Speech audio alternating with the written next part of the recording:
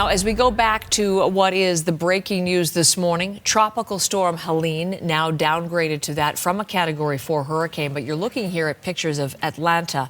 And Atlanta has a flash flood warning in effect until 1 o'clock this afternoon. That's a very rare, serious category for weather officials. But you can see why they've made that designation. The water rising right across what is a street. You can see the stop sign there and how high the water level is on what would be the normal stop sign, and far below that is the road. So that is Atlanta, with the flooding situation and trees down and the wind all very much a factor. We're hearing as far as Helene that at least 5 people has died. That is in a number of states, but that number is expected to change, and we may get new details from Florida's Governor Ron DeSantis in the next hour or so. He's set to give a news conference, and we'll be listening in. Katie Nicholson is right where Ron DeSantis is, and that's the capital of Florida, Tallahassee. Katie, good morning. Glad to have you to cover the situation for us, the aftermath to Helene, where you are. What is the scene there this morning?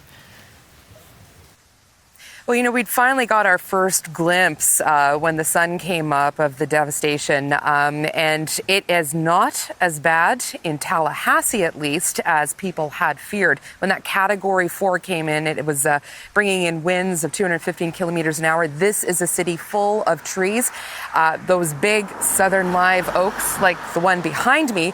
And you can see a significantly large chunk, branch that was knocked down. There's a satellite dish attached to it. That's the sort of scene that they were expecting to have all over the city.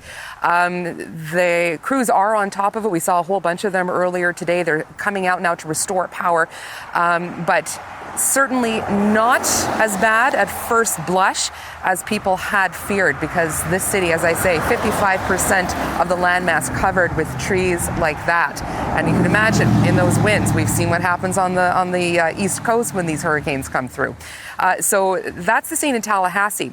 The big issue here is that the power is out for large swaths of Florida. That started last night when Helene started to push in with those winds toppling power lines. While we were out in the storm last night, there was lots of explosions, power lines sort of flashing, as well as thunder and lightning. We saw huge branches kind of whisk along in the wind across the street, almost as though they were wind sailing on the or parasailing on the pavement.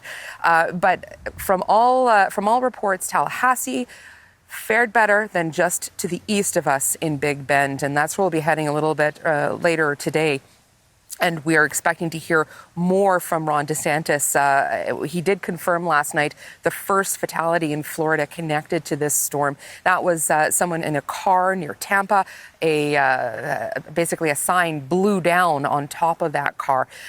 Last night, Governor DeSantis, he hinted that there may be more deaths, more fatalities connected to this storm, and certainly that is the great concern in the areas where they had that big storm surge, historic storm surges, in fact, around Tampa last night. And so, really, what everyone's doing today, taking stock of the damage and waiting to hear what officials have to say the tallies are as crews across the state really take in what the actual damage is and start to try to repair power. Power is out to about 3 million people across 4 states right now because of this storm system, even though it has been, as you say, downgraded to a tropical storm.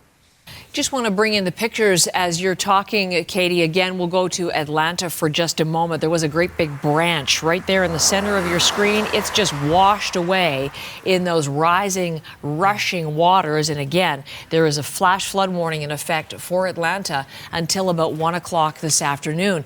This is one of the dangers that remains, Katie, even though the storm has been downgraded. We're watching it in Georgia and then now further inland. Where is Helene headed next?